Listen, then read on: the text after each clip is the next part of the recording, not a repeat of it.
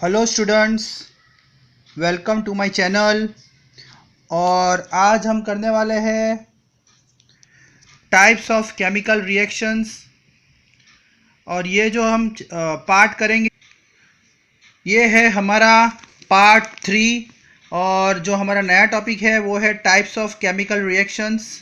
So student, ये बहुत ही IMP है, बोर्ड्स में आता ही है ये question, very IMP question. So you have to go through this question. और आई होप दैट आपको ये बहुत ही इजी तरीके से समझ में आने वाला है। तो हम स्टार्ट करते हैं। तो सबसे पहला जो हमारा केमिकल रिएक्शन है वो है कॉम्बिनेशन रिएक्शन। स्टूडेंट, सबसे पहला जो हमारा रिएक्शन है वो है कॉम्बिनेशन रिएक्शन।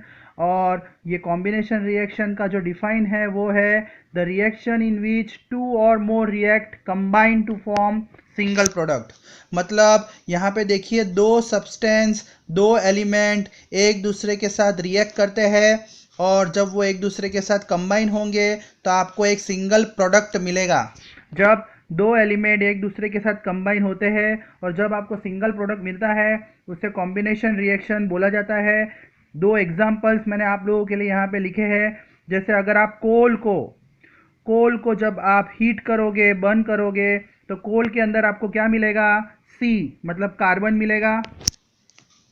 कोल के अंदर आपको मिलेगा कार्बन।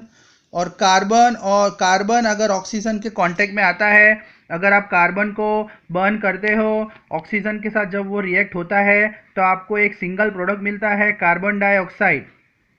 और आपको पता होगा, ब्रैकेट में मैंने आपको बोला था कि जब भी आप कोई भी केमिकल रिएक्शन लिखोगे तो ब्रैकेट में उसका फॉर्म लिखना है, या तो वो सॉलिड में हो, गैस में हो या लिक्विड में हो, वो सब आपको लिखना पड़ेगा। तो जब दो एलिमेंट एक दूसरे के कांटेक्ट में आते हैं तो सिंगल प्रोडक्ट बनता है, उसे बोला जाता है combination reaction. See again the second example I have written for you students. Formation of water. पानी कैसे बनता है? हाइड्रोजन और ऑक्सीजन अगर एक दूसरे के कांटेक्ट में आते हैं, H2 और O2 एक दूसरे के कांटेक्ट में आते हैं तो वाटर बनेगा स्टूडेंट्स। सी दो एलिमेंट एक दूसरे के साथ कांटेक्ट में आए तो आपको एक सिंगल प्रोडक्ट मिला। जब सिंगल प्रोडक्ट मिला तो वो हो गया combination reaction. Now the second topic, decomposition reaction. Student, सबसे पहले हमने कॉम्बिनेशन रिएक्शन पढ़ा, अब हम पढ़ेंगे डीकम्पोजिशन रिएक्शन। तो ये डीकम्पोजिशन रिएक्शन में हमें क्या देखने को मिलेगा? In this reaction a compound split into two or more substance. देखिए, ये उसका उल्टा है। जो हमने कॉम्बिनेशन रिएक्शन पढ़ा उसका उल्टा। देखिए यहाँ पे हमने क्या पढ़ा था? कॉम्बिनेशन रिएक्शन में दो एलिमेंट एक दूसरे के कांटेक्ट में आएंगे तो सिंगल प्रोडक्ट मिलेगा। यहाँ पे सिंगल प्रोडक्ट को बर्न किया जाएगा या आप उसको हीट करोगे तो उसमें से आपको दो प्रोडक्ट मिलेंगे।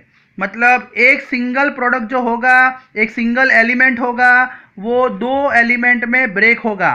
सी ए जो है, ए को आप हीट करते हो तो आपको मिलता है दो प्रोडक्ट, बी और C. This is the only example मैंने आपके लिए यहाँ पे लिखा हुआ है। देखिए, ये बेस्ट एग्जाम्पल है। देखिए, जब CaCO3 मतलब कैल्शियम कार्बोनेट को अगर आप हीट करोगे, कैल्शियम कार्बोनेट को अगर आप हीट करते हो, मतलब एक सिंगल प्रोडक्ट है, सिंगल एलिमेंट को आप हीट करोगे तो आपको दो नए एलिमेंट्स मिलेंगे। एक होगा कार्बन डाइऑक्साइड और एक होगा CaO। CaO मतलब होगा कैल्शियम ऑक्साइड। ओके स्टूडेंट्स, तो ये बहुत इजी है। When one element is burn so you get two product, that is called decomposition reaction. और डीकम्पोजिशन रिएक्शंस के तीन पार्ट होते हैं, इसको तीन पार्ट में पूछा जाता है। सबसे पहला है थर्मल डीकम्पोजिशन। सो थर्मल डीकम्पोजिशन क्या होता है students? When decomposition is carried by heating.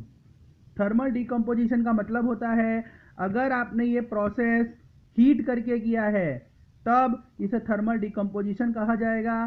For example CaCO3 जो मैंने पहले लिखा था वही है।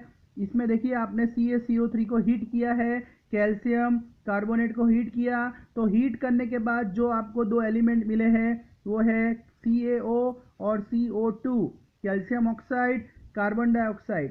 So whenever this process is carried by heating, that is called thermal decomposition. आपको सिर्फ ये याद रखना है, हीटिंग. उसके बाद आएगा electrolyte decomposition. So what is the meaning of electrolyte? यहां से ही आपको पता पड़ जाएगा कि इलेक्ट्रिसिटी पास करने के बाद जो प्रोसेस किया जाता है उसे बोला जाता है electrolyte decomposition. When decomposition is carried by passing electricity. देखिए यहाँ पे जो सिंगल एलिमेंट है उसमें हमने इलेक्ट्रिसिटी पास की है, इलेक्ट्रिक करंट पास किया है. उसमें से आपको जो दो नए एलिमेंट मिले हैं वो है H2 और O2, hydrogen and oxygen. So whenever electric current is pass in a single element you get two element, that is called electrolytic decomposition. Third, photolysis decomposition. What is the meaning of photolysis? When decomposition is carried in the presence of sunlight. मतलब अगर कोई single element दो element में convert होता है और वो भी किसकी मदद से? सनलाइट की मदद से. अगर आपने सनलाइट को उसमें एक्सपोज किया है, आपने अपने एलिमेंट्स को सनलाइट में रखा है और उसमें से अगर आपको दो नए एलिमेंट मिल रहे हैं, उसे फोटोलाइसिस डिकम्पोजिशन बोला जाएगा. तो उसका मैंने बेस्ट एग्जांपल लिखा है स्टूडेंट्स, AgCl. तो Ag क्या है स्टूडेंट्स? Ag है सिल्वर और Cl है क्लोराइड. तो सिल्वर क्लोराइड को अगर आपने सनलाइट में रखा होगा तो आपको क्या मिलेगा? देखिए ये सिंगल एलिमेंट है और ये सिंगल एलिमेंट अगर दो एलिमेंट में कन्वर्ट होता है तो इसे हम फोटोलाइसिस डिकम्पोजिशन बोलेंगे. देखिए AgCl को अगर हमने सनलाइट में एक्सपोज किया है तो आपको मिलेगा Ag मतलब सिल्वर और Cl2 chlorine. You get silver and chlorine. तो सिंगल एलिमेंट में से you get two element. So and this decomposition is also used in black and white photography. This is very important students. ये आपको objective type questions में पूछा जा सकता है कि ये जो हम लोग ने इक्वेशन किया है, ये जो केमिकल रिएक्शन किया गया है वो किस में यूज़ किया जाएगा?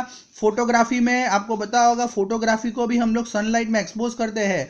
जैसे सिल्वर और क्लोराइड अगर सनलाइट में एक्सपोज किया तो आपको दो एलिमेंट मिले और ये टाइप का जो इक्वेशन होता है वो फोटोग्राफी में, ब्लैक एंड वाइट फोटोग्राफी में यूज किया जाता है.